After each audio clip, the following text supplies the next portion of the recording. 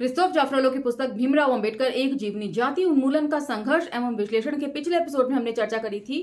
Doctor Ambedkar के माध्यम से राष्ट्रवाद के सही अर्थों को हमने जाना था और साथ ही कांग्रेस को सशर्त सहयोग उन्होंने किस प्रकार दिया, इस बारे में भी हमने चर्चा करी थी।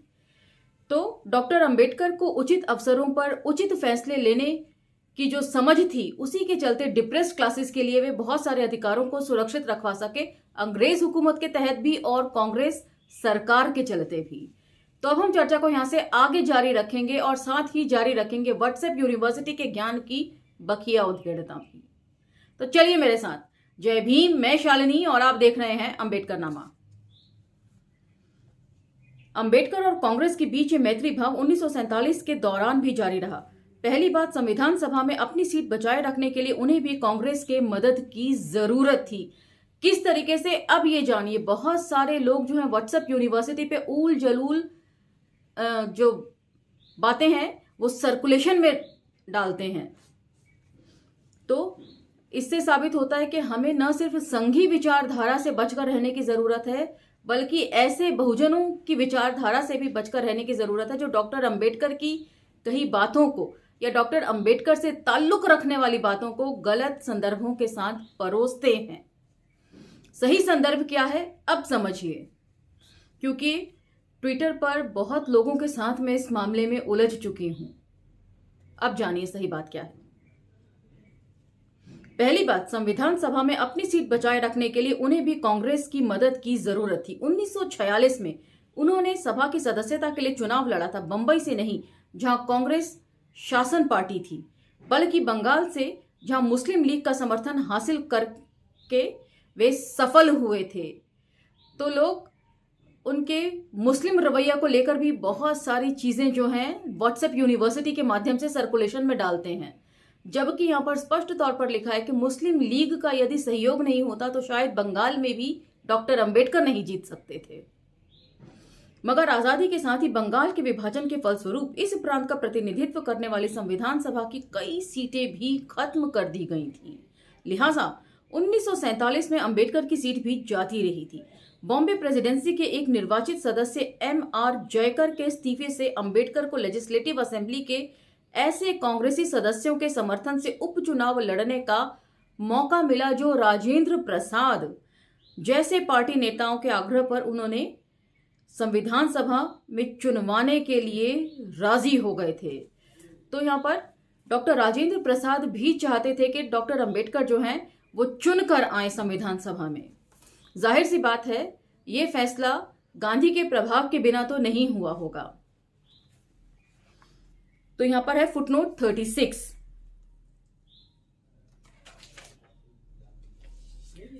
जी Austin, the Indian constitution, cornerstone of the nation, Bombay, Oxford university press, 1972, page 13, and H.S. Verma and N. Verma, Dr. Ambedkar and the Framing of the Indian Constitution, paper presented to the colloquium, contribution of Dr. B.R. Ambedkar to Law and Constitution of India, Lucknow, April 15, 1997। तो एक छोटे से footnote के लिए 3 जगह से ब्यौरा इकट्ठा करके क्रिस्तोफ जाफरेलो रख रहे हैं। अगस्त 1947 में नेहरू ने अंबेडकर को स्वतंत्र भारत की पहली सरकार में अपना कानून मंत्री नियुक्त किया। निस्संदेह यह फैसला गांधी जी के दबाव में लिया गया था। फुटनोट 37। संविधान सभा के वयोवृद्ध सदस्य R.M.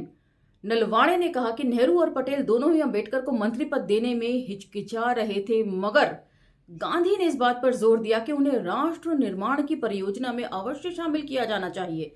S.M. Gaikwad, Ambedkar and Indian nationalism, EPW, March 7, 1998, page 518 पे आप इसको क्रॉस चेक कर सकते हैं।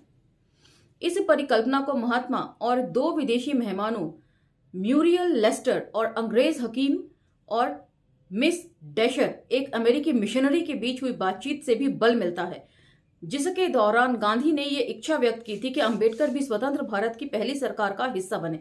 MS Gore, the social context of an ideology, page 118। तो यहां पर 2 या 3 से ज्यादा, मतलब 2 से ज्यादा ब्यौरे यहां पर क्रिस्तोफ जाफरेलो रख रहे हैं। न केवल वयोवृद्ध संविधान सभा के सदस्य के माध्यम से, बल्कि जो विदेशों से लोग गांधी को मिलने आए थे और उनके साथ जो बातचीत का ब्यौरा है उसको भी यहां प्रस्तुत किया जा रहा है। जैसा कि अंबेडकर ने आगे चलकर कहा था कि उन्होंने प्रधानमंत्री के इस निमंत्रण को स्वीकार किया क्योंकि पहली बात तो यह है कि यह प्रस्ताव किसी शर्त से बंधा हुआ नहीं था। दूसरी बात, अब ये दूसरी बात जो है इसको जरा ध्यान से सुनिए। दूसरी बात यह है कि अनुसूचित जातियों के हितों के लिए शासन के बाहर रहने की बजाय शासन के भीतर रहते हुए काम करना ज्यादा आसान है। Footnote 38। G Austin the Indian constitution page 1920 में उद्धृत 19 से 20। तो हमने पिछले एपिसोड में भी जाना था कि हर तरीके से विरोध के बावजूद भी जो बॉम्बे प्रेसिडेंसी है वहां से ये डॉक्टर अंबेडकर अपना इस्तीफा नहीं देते हैं। हर तरीके से इनका विरोध होता है बावजूद उसके। तो वहां पर तब भी मैंने यही कहा था कि डॉक्टर अंबेडकर इस बात को अच्छी तरह समझते थे कि पद पर बने रहने की क्या अहमियत होती है। बाहर रहने की बजाय शासन के भीतर रहते हुए काम करना ज्यादा आसान है। मगर उनको इस बात का भी मलाल था कि उन्हें श्रम या योजना जैसे मंत्रालय नहीं मिले जो उन्हें ज्यादा महत्वपूर्ण लगते थे। फुटनोट 39। आर्थिक नीतियों और नियोजन के बारे में अंबेडकर के विचारों के लिए देखें एस.के.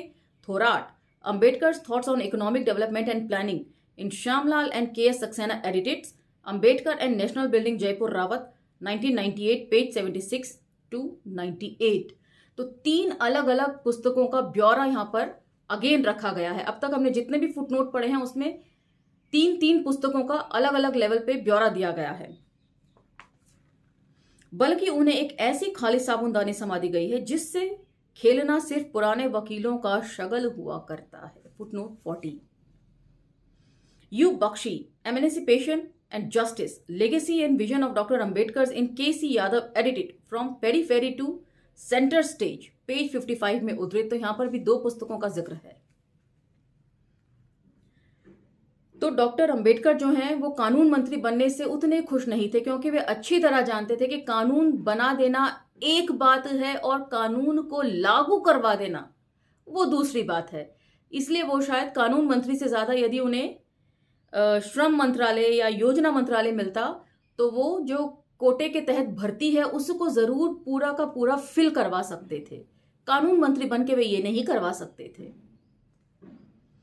संविधान सभा की भांति सरकार में भी अंबेडकर अस्पृश्यों के हित में आवाज उठाते रहे हैं। फुटनोट 41। अंबेडकर के कुछ अनुयायी ये देखकर बेहद हैरान थे कि उन्होंने कांग्रेस के साथ जाने का फैसला लिया। एससीएफ के नेताओं ने उनका साथ छोड़कर सोशलिस्टों से तालमेल कर लिया और यूपीएससीएफ टूटकर बिखर गई। तो उस वक्त भी डॉक्टर अंबेडकर कितना आगे सोच रहे थे ये कोई और नहीं सोच पा रहा था।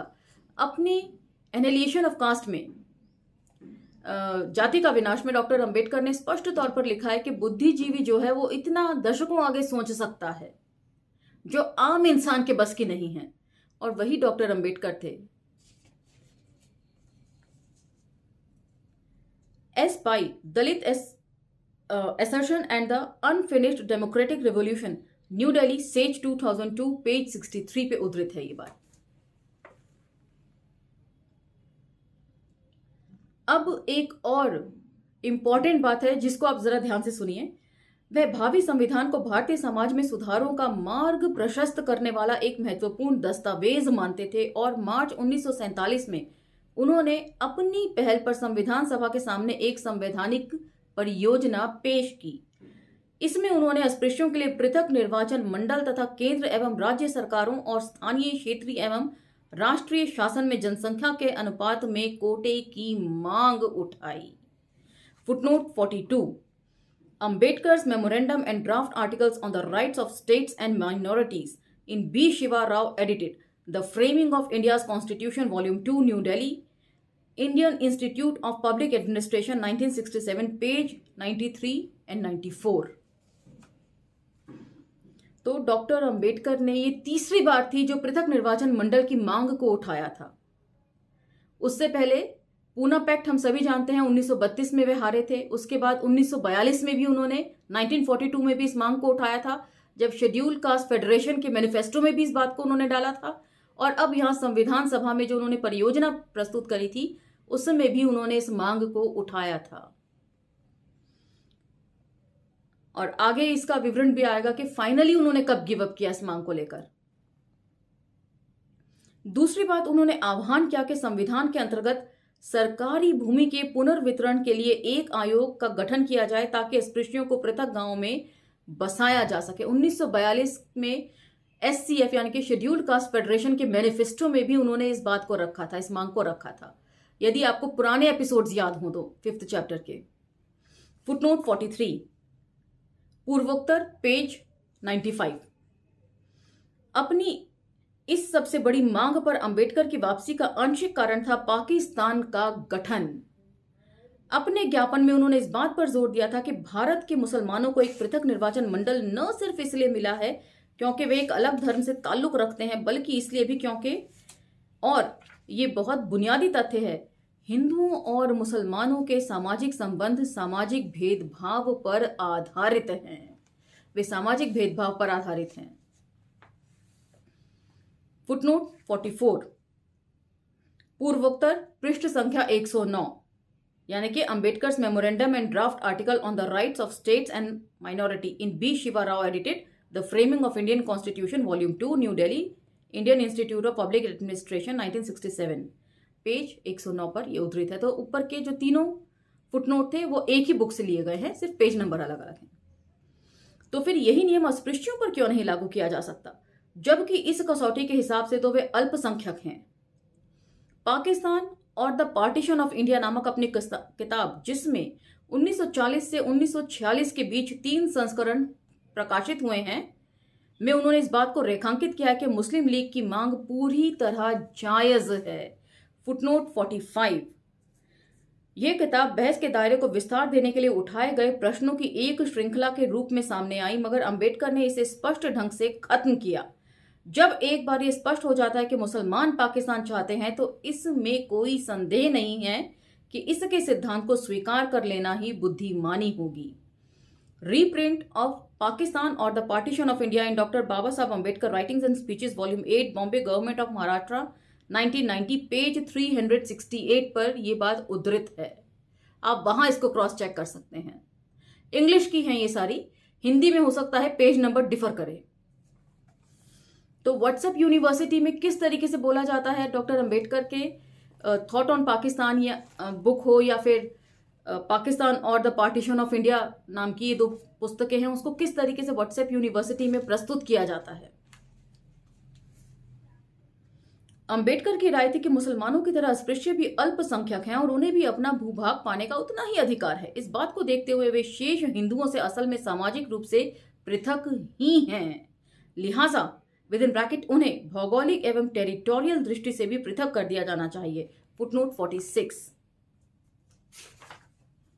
अंबेडकर मेमोरेंडम पेज 112 विभाजन के बाद अंबेडकर ने कश्मीर के विभाजन का भी समर्थन किया। इतना ही नहीं, 1951-52 में SCF की चुनावी घोषणा पत्र में यह प्रस्ताव भी रखा गया कि आइंदा विभाजन पर कोई प्रश्न नहीं उठाया जाएगा। घोषणा पत्र के अनुसार किसी को भी अब इसे उलटने के बारे में नहीं सोचना चाहिए और जम्मू कश्मीर राज्य के मुस्लिम हिस्सों को निश्चय ही पाकिस्तान को सौंप दिया जाना चाहिए।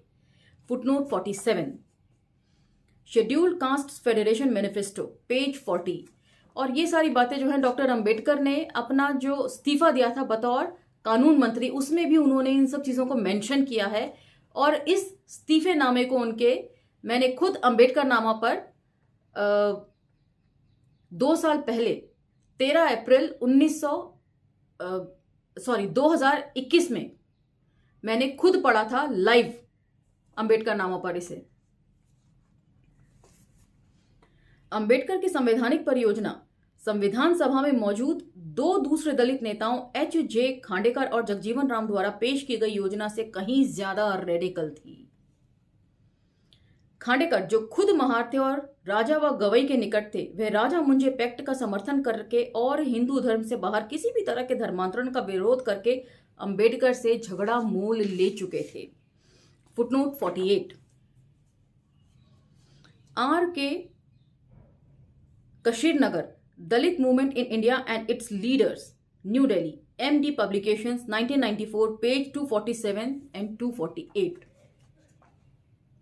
संविधान सभा में उन्होंने संयुक्त निर्वाचन मंडल और अस्पृश्यों के लिए आरक्षित सीटों के पक्ष में आवाज उठाई। Footnote 49। B. Shiva Rao edited The Framing of Indian Constitution, Volume 2, page 327। जहां तक जगजीवन राम का सवाल था, अब जरा इस बात पर गौर कीजिए।